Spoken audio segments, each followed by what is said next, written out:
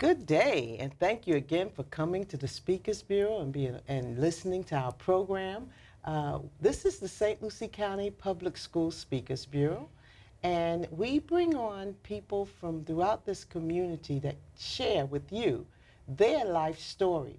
And I'm so grateful for that because we do ask some questions that can be pretty challenging in regards to what life was like. We ask our speakers to be open and really, being able to relate with people on their story level, because we know that there are all type of folks out there in the community, and many of us go through so much in our lives. In fact, all of us are going through something, and so we want our speakers to be able to meet you where you are and can encourage and inspire you to be successful in spite of. So today we have Miss Emily with us, and she has done so much in this community. And I've known her now for, I guess, maybe 6, 7 years, and have watched her. You know how we watch people from afar off, and have seen her really accomplish so much in life. And so she's agreed to come on and share her story with us. So I'm going to ask you first, Miss Emily how do you pronounce? McHugh. McHugh, okay. I'm going to ask you first to share with us, what do you do in this community? Well, first, I live in this community. Okay. So that would be a Something start. you do. Yes. And one of the things that I do is I work at IRSC, Indian River State College. I'm the International Trade Consultant with the Small Business Development Center, the SBDC. And we work with local small businesses to assist them on a no-cost basis, actually, to grow their businesses with various consulting insights. So my particular role, being international trade, is to assist our companies to expand internationally. So I assist them with identifying international markets that are appropriate for their products or services, and help create marketing plans to get them into those foreign markets. Mm-hmm. And you're also an entrepreneur. Yes, I'm an entrepreneur. May I show my entrepreneurship? Yes, please. This is one of our products, my company, Kasori. This is one of our laptop bags, actually. Okay. And my sister and I started this business from a class project when I was in business school many years ago, to design stylish laptop bags for women.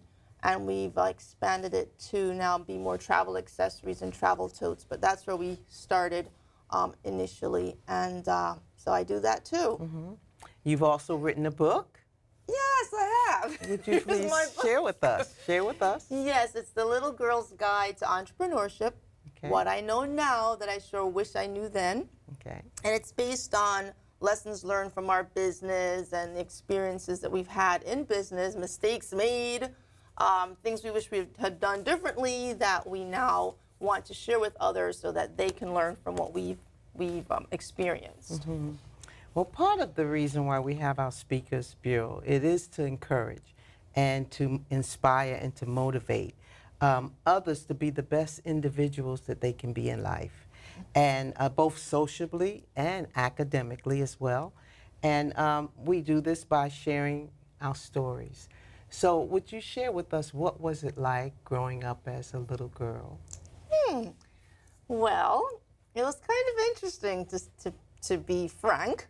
I actually was born in Cambridge, England. Okay. I left there when I was 2 months old, and my family moved to the U.S. We moved to New Jersey.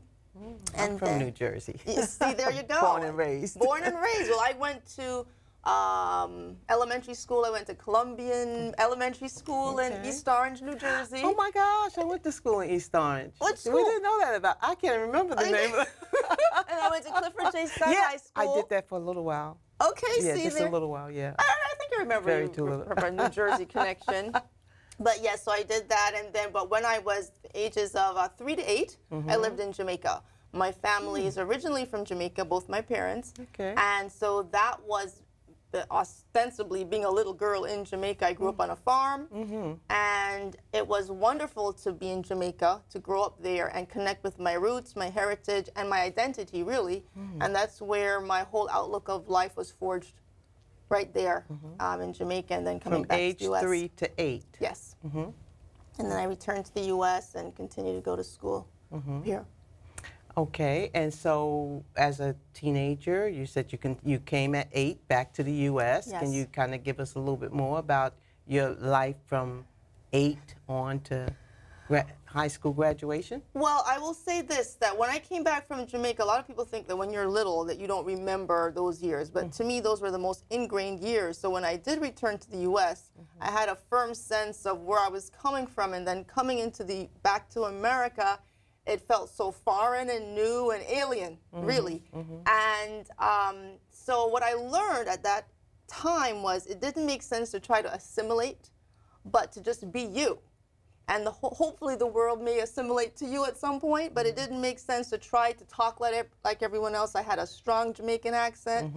It might be hard to believe now, but I certainly did. Pure patois is what I spoke, and so I was afraid to talk because I know people would be looking at me and wondering why I was speaking that way. But I kind of understood how to maneuver, but I did learn early on to just focus on being your own self and don't let anyone else dictate to you who you are. And I think the sooner young people understand that, the better their lives will be, because we spend so much time trying to fit in. And that's really a waste of time. That's right. That's right, because usually the people you grow up with, you may never see them again once you graduate from high school, or, you know, people travel, people move around, and it's important to be the best you can be of you. Yes. And then that, therefore, no matter where you're at, you can protect yourself from being someone else that you really may not be. And then there's things that happen that doesn't turn out well that way. Yes. So, but you mentioned also about how people don't really understand that children remember a lot. Oh, yes. And so how very important it is that we influence them at a young age. Today I just opened up a preschool for a church ministry. This is our day 1 of being open. Excellent. And I'm very into reaching children at a very young age. Yes. That is the building blocks. That's the foundation. And I understand that the earlier we reach them, and the more we positively influence them. Yes. It's just like building a house. You have to dig deep for the foundation to be strong. And so that's a very important time of life. Absolutely. To get them started and to get them realizing some things, that they are very special, just the way they are. Indeed, and also to tap into their talents and their interests early on as well. Because when I was little, I was exposed to the violin. I play the violin, and I think I first saw my first violin when I was 6 years old. And I went to a concert, and I've never seen an orchestra before. I hadn't seen these instruments before, and I was smitten, and I'm like, I want to know how to make that sound. So whatever it takes to make that sound, I want to learn to make it. When I first got my violin when I was 7 years old, well, the sounds were very squeaky and unacceptable to the ear. But I learned that if you work at it, one day you might hopefully sound something like what you heard in the orchestra. Yes. And so that's why it's, as you say, it's so critical to start early, because then it teaches you a certain amount of discipline early in your life. Yes. That there's a goal you can achieve, and it might be hard in the beginning, and you might not think you're getting anywhere, but if you keep at it and you practice and you work, you will eventually achieve a positive goal. Yes. Now, when I look at you, I see someone that's of lighter complexion. What is your background in regards to your heritage? Okay, well, as I Because mentioned, you said you're Jamaican. we're Jamaican. And Jamaica, what is it called? One blood, one people? That's right, out of but many, I mean, one are people. are you biracial or what? Well, let me explain this thing, and this is the beauty of my Jamaican identity. And why I say that is because it is a crossroads of multicultures. So the English, the European, the African, the Indian, the Chinese, they all just met in Jamaica. And there's one interesting point I'd like to share, that up until I believe is it the American Revolution or a little bit after, Jamaica was the epicenter of Jewish culture in the Western Hemisphere because of trade. Now it's more like New York or something, but I mention that because people don't expect that. And so we have a lot of Sephardic Jews, we have Germans, we have all kinds of nationalities, so they converge. But I'm a product of history. And when slavery was abolished in Jamaica in the 1830s, I think it was 1834 around there, the British wanted to maintain a certain power base in the Caribbean, and specifically the Jamaica, because that was their crown jewel of sugar production. So they invited a lot of European, Scots, Irish to come to Jamaica and kind of keep things mixed, if you will. And basically what happened is the people mixed. So you have Scottish heritage, Irish heritage. My grandfather on my mother's side, he's a second generation Jamaican. He was a blue-eyed blonde. His family was from Aberdeen, Scotland. And his mother, great-grandmother was from Ireland. And then on my father's side, my grandfather is more pure African, even though I'm convinced he had some Mongolian in him. But, but the point is, we're all mixed. And we learn that you grow up with light skin, dark skin. Yeah. It's all Yeah. irrelevant because we're the same blood. Yeah, yeah.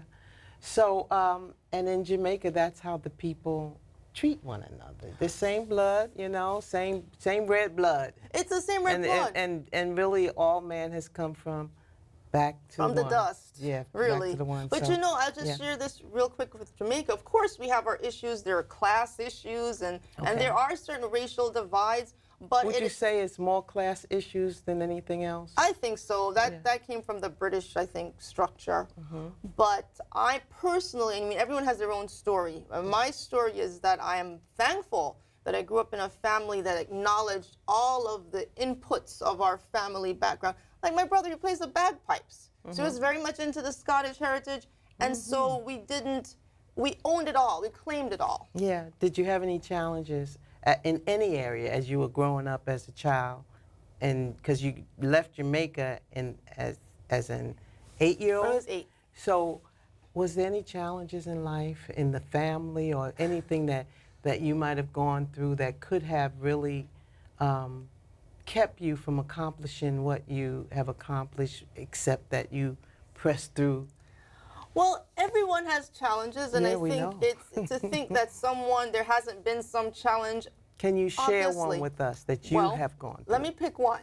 I know for my family, my parents came from a generation, they're coming from colonialism and transitioning into the modern era. Their outlook on life was shaped by that. And so specifically my father, I know my mother, there was a time when she wanted to go back to school. She wanted to become a nurse. And there was some discrepancy as to whether, you know, how can you go back to school? The wife's place is in the home. This Yeah, recognize. and that created tension. But my mother decided she would go back to school, and she did. And thank God she did. And as a result of that, while she was in school, we were in Jamaica. So I actually was not with my parents at the time. I was with my aunt and my uncle.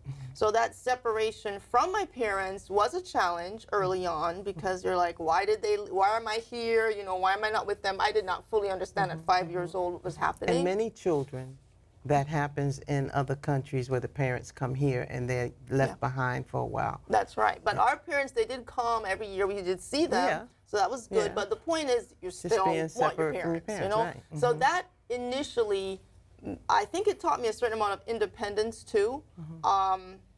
Forced independence. Even though I had the support of family, I still felt there's a place where you are alone and you have to make certain decisions. Yes. So that was challenging early on. But I have a lot of other challenges, so. Would you like to bring another one out? Well, I will fast forward a little bit with our business. I mean, we've been through so many different experiences over the years, but we've had a lot of challenges with our company, certain decisions that we made. And when 2008 took place and the whole recession situation, we had a lot of adverse effects. Prior to that, our factory in China, where we were producing our bags, they fired us as a client because we weren't growing fast enough. Oh. And that kind of put our business upside down a little bit. This factory made things for Samsonite and companies like that, and we're a small business trying to grow. And so we learned through some of those things, and that's what I need to read my book.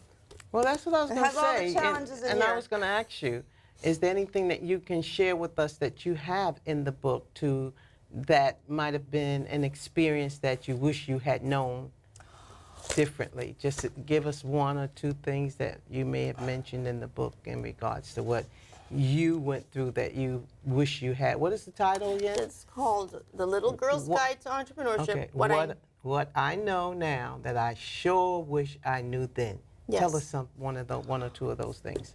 Well, let me tell you where this title comes from, if I will, and then I can lean into this. Yes. My niece, when she was 9 years old, she asked me, am I too little to start a business? And I thought that was an interesting question, and it made me reflect and think that no one, you're never too little or too old to start any business. So that was number one.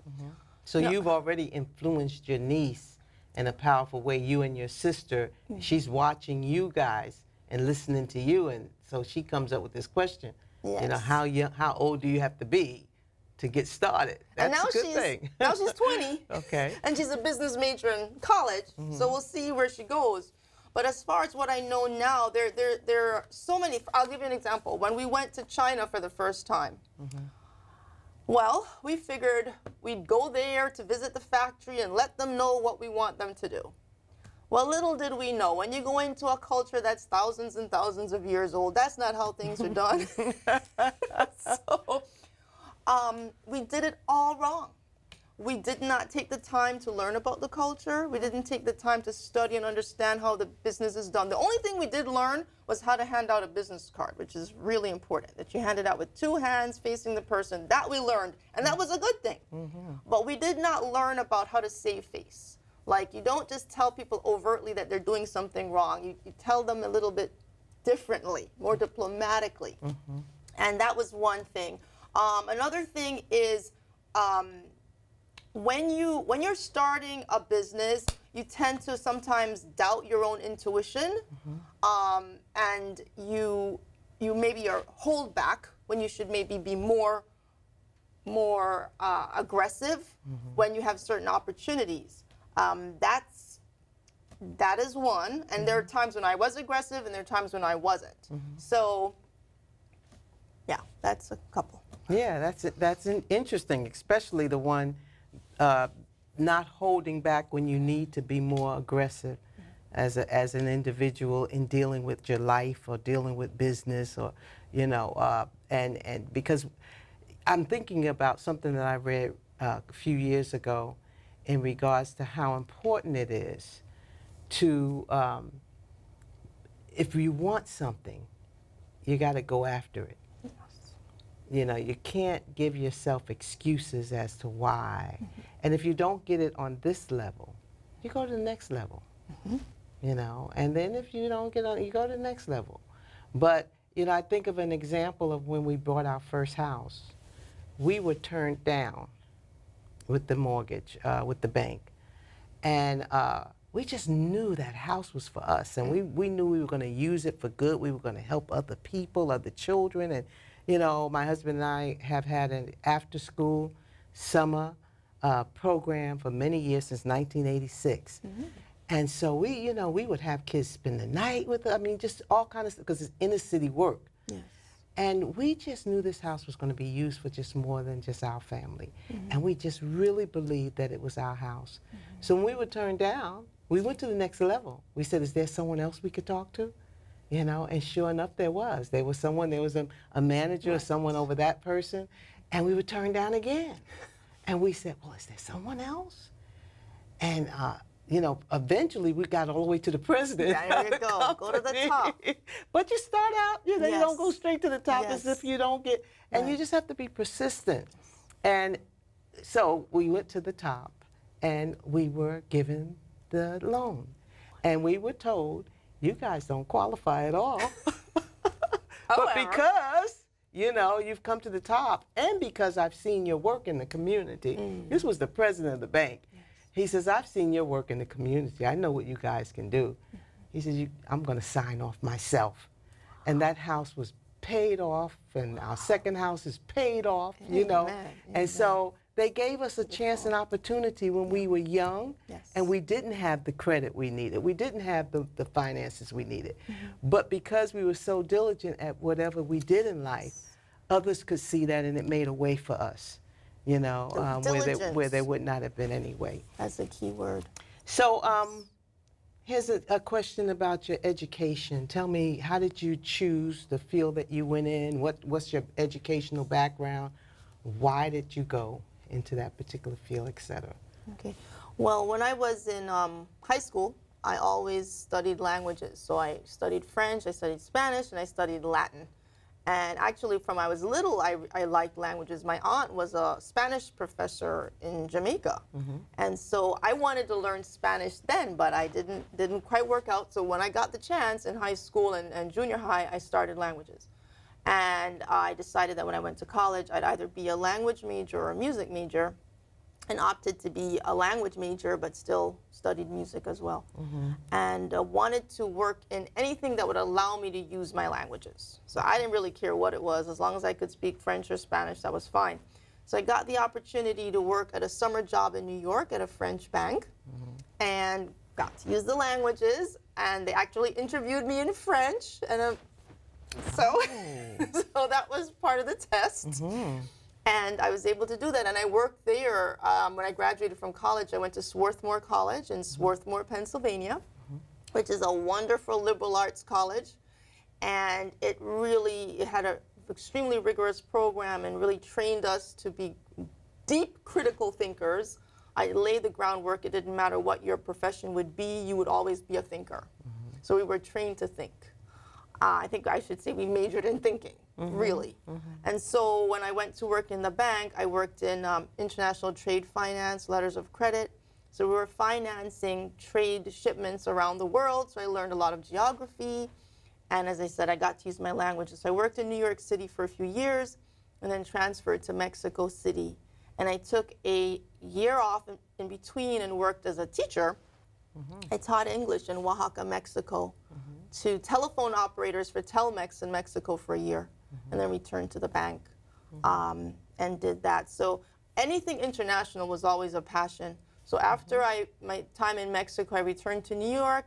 I went to Columbia Business School and wasn't sure what I was going to continue doing, but I knew I wanted to continue to use these skills and so forth, and then I took a course on entrepreneurship and ended up going down that path. So concurrent to the entrepreneurship, the international has always played a role. As I mentioned with the business traveling overseas, it still helped and was a part of what I did. So why St. Lucie County? Well, speaking of a house, as you mentioned how you got your house, my sister and I, it was so cold in New York all those years ago, back in 2004. I'm like, there's got to be a warmer place to live. And since our business is mainly online, we could be anywhere. Why not be in Florida? So we looked online and saw this house and like, that house will work. Fort Pierce, never heard of it, but let's go visit it. And we came down here and we're like, oh, this place is interesting. It's different from New York, but so here I am. That's how it started. Were you ever bullied in life, or do you know someone that was ever bullied? Well, I definitely know people who've been bullied. I think we all, I'm sure at some point I might have, maybe I didn't call it bullying, but I know you have disagreements with young kids or people try to impose their will. I guess that's the ultimate description of bullying. People who try to impose their will. And well, I think bullying goes a little further than that, because it's when you are doing something that will hurt another. It could be verbally bullying. It could be just saying negative things. It could be cyberbullying. You know, but it's causing some sort of harm to someone else. And many of our kids within. In fact, our next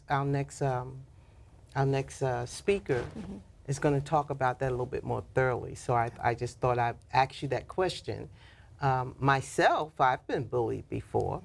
And in the St. Lucie County School District, we have no tolerance for that. Where your individual is doing something to hurt someone else, and it could be mental, emotionally, or it could be physical. Well, I have been exposed to it, but I think that my temperament is resistant to it now, and identify when it's happening. I think it's important for people to understand what classifies as that. So it's not that someone's punching you or necessarily, as you say, a physical thing. It's a verbal thing, how they speak to you. And I also look at it as a form of disrespect. If there's any kind of level of disrespect that you're experiencing, I think that's a form of bullying. That is, and I call it kind of social bullying, where you're not inclusive or included in the group. You're purposely left outside of a group. Well, You know, definitely. that's its form as well. So that's why it goes back to having a sense of who you are. When people Yes. are trying to, again, fit into something, that's when they're more susceptible to being influenced in that way. But if you have that understanding of who you are and where you demand and command respect, it's going to put up some kind of barrier to reduce that from happening. Yeah. When you encounter it, you are more resilient to deal with it, I think. Today, you've become a very successful person. How did you get there? Well, success is a relative term. Yes, it is. For me, successful, there's so many levels of success. I feel I'm still striving to achieve certain things that I want to achieve. I don't feel I'm there. No, no, no, no, Robin, no. I don't think we ever that get there. When you get there, then you're in trouble. You're done.